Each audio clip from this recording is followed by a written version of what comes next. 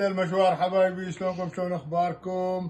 اليوم عندنا سمك، راح نسوي سمك مقلي بالدهن وياه شوربة عدس وتمن احمر يلوق لكم. عندنا اليوم سمكة راح نقطعها وبعدين راح نتبلها بالطحين وكاري وملح.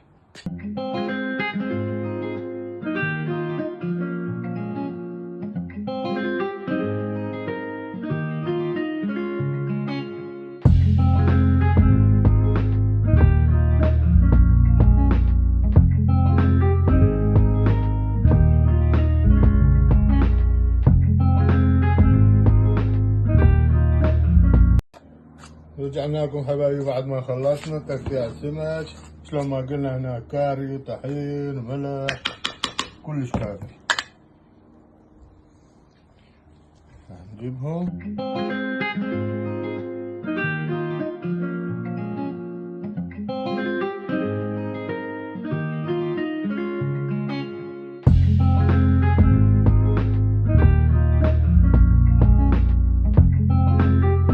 راح نبلش بالقلي ونقول يا الله.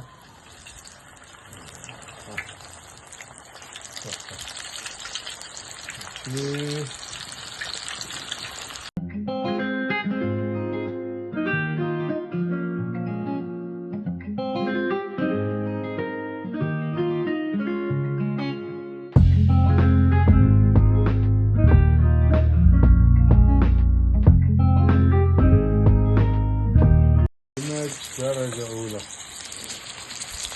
سمك مقلي حبايبي. هذا الشكل النهائي مال سمك مقلي درجة أولى.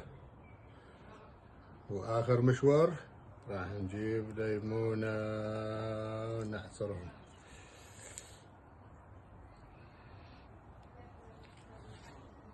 راح نغسل العدس، شوفوا شلون يطلع. نفركه مرتين ثلاثة نغسله. بعد ما جبنا العدس غسلناه وكملناه راح نضيف الزيت. خليه يحمل زيت شوية. بين ما يحمل زيت راح نفرم بصل. راح نفرم بصل. البصل ينطي نكهة كلش طيبة للعدس. بعد ما راح نخليه يحمل شوية راح نفرم الثوم. الثوم من هاي وصفة جديدة، يعني أظن وصفة جديدة راح تجربوها وتدعوا لي، خاصة للصايمين.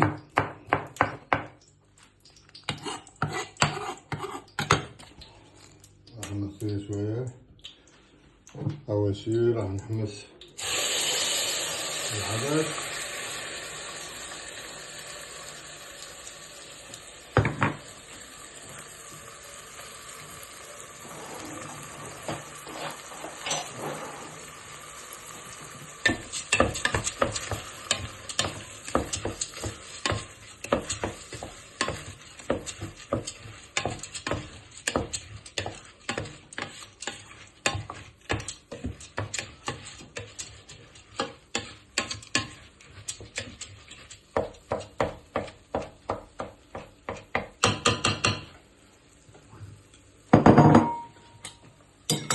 نضيف الثوم والبصل.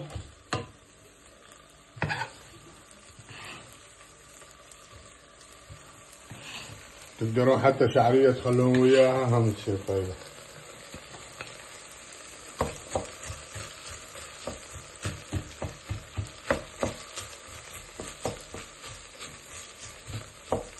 شوية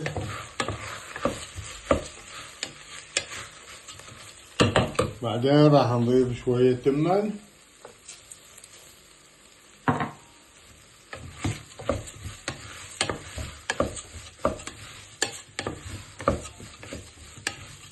نضيف شوية تمن، خلينا التمن راح نتركه شوية.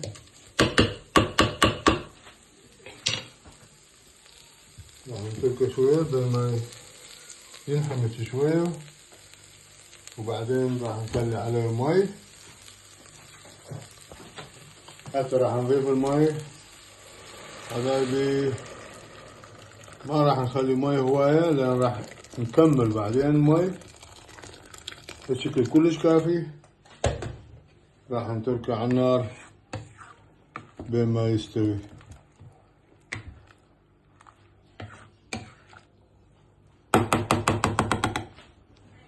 نضربه بالمكسر.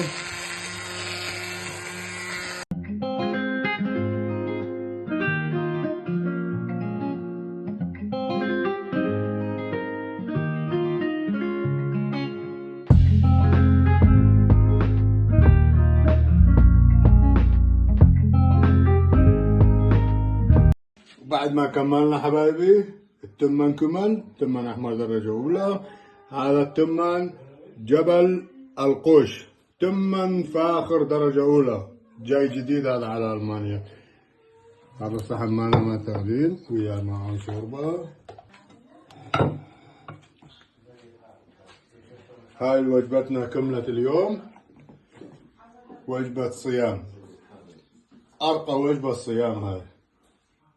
تاكلوها وتجربوها وتدعوا لي. ألف عافية.